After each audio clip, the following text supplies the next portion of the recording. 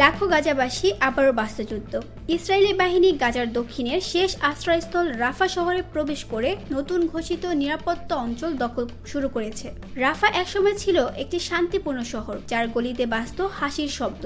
কিন্তু আজ ধ্বংসের পর এই শহরটিতে মৌনতার আওয়াজ ছাড়া আর কিছুই শোনা যায় না। সন্ত্রাস, যুদ্ধ ও মানবিক সংকটের কারণে আজ রাফার অর্ধেক শহর ধ্বংস হয়ে গেছে। রাফা সহ ফিলিস্তিনের গাজার বিভিন্ন এলাকায় গত 24 ঘন্টায় ইসরায়েলি বাহিনী অজস্রবার হামলা চালিয়েছে। এ সময় অনেক ফিলিস্তিনি নিহত এবং বেশ কয়েকজন আহত হয়েছেন, যাদের মধ্যে নারী ও শিশুও রয়েছে। তাদের অনেককে উদ্ধার করে হাসপাতালে ভর্তি করা সম্ভব হয়নি। গাজা সিটির দারুল আকরাম স্কুলে হামলার ঘটনায় স্থানীয় স্বাস্থ্য কর্তৃপক্ষ বলেছে 3টি মিসাইল স্কুল ভবনে আঘাত হেনেছে। ইসরায়েলি সেনাবাহিনী দাবি করেছে তারা একটি কমান্ড সেন্টার লক্ষ্য করে হামলা চালিয়েছে, যা দিয়ে হামাস যোদ্ধারা ইসরায়েলি সেনা ও বেসামরিক নাগরিকদের ওপর হামলা পরিকল্পনা করত।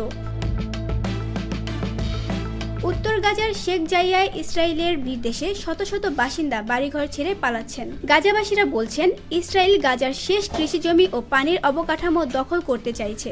গত মার্চ থেকে ইসরায়েল গাজার 23 লক্ষ বাসিন্দার জন্য সব ধরনের পণ্য প্রবেশে অবরোধ জারি করেছে, যা আন্তর্জাতিক সংস্থাগুলোকে মানবিক বিপর্যয় বলে অভিহিত করতে বাধ্য করেছে। যুদ্ধবিরতি কার্যকর হওয়ার পরও রাফাতে ফিরে আসা ফিলিস্তিনিরা তাদের বাড়িতে পৌঁছে দেখেন সবকিছু ধ্বংস হয়ে গেছে। জাতিসংঘের তথ্য অনুযায়ী 2023 সালের অক্টোবর মাস থেকে শুরু হওয়া এই সংঘর্ষে গাজায় 60% ভবন এবং 65% রাস্তা ধ্বংস হয়েছে। বিশেষ করে তেল আল সুলতান পাড়ায় সব নিঃশেষ করে ফেলেছেন নেতানিয়াহুর বাহিনী। হামাসের হামলার পর ইসরায়েল গাজার আগ্রাসন চালিয়ে আসছে। ইসরায়েলের দাবি, হামাসের হামলায় 1200 ইসরায়েলি নিহত ও 250 জন জিম্মি হয়েছিল। জিম্মিদের উদ্ধার এবং হামাস নির্মূলে হামলা আরও তীব্র করার হুঁশিয়ারি দিয়েছেন ইসরায়েল। ইসরায়েলের প্রতিশোধমূলক অভিযানে গাজায় এখন পর্যন্ত 50,000-এর বেশি ফিলিস্তিনি নিহত হয়েছে। তানজু হাবিবা, নিরপেক্ষ নিউজ ডেস্ক, ঢাকা।